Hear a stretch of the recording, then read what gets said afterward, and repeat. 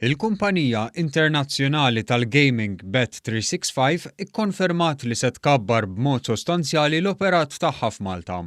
F'istqarrija il-kumpanija li hija involuta fil-qasam tal-imħatri qalet li se tkabbar l-investiment tagħha f'Malta iktar milli kien mistenni u se jkollha l-biċċa l-kbira tal-operat tagħha bbażat f'Malta. Bet365 qalet li se tiċċaqlaq lejn pajjiżna sabiex iżżomm preżenza importanti fis-suq waħdini Ewropew fid-dawl tal-ħruġ tar-Renju Unit mill-Unjoni Ewropea.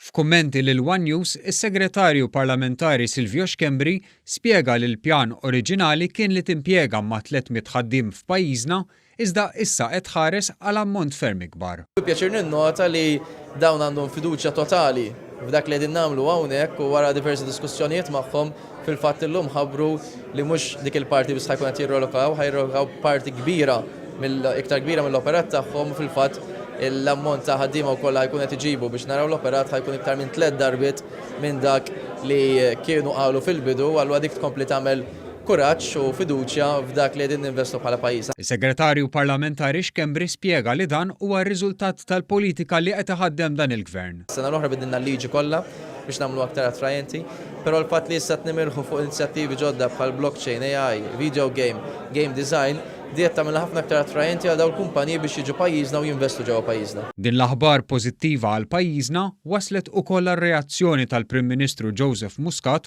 li stqar li l-preżenza tal-kumpanija Bet365 mistennija tkun id-doppja ta' dak li ppjanat oriġinarjament.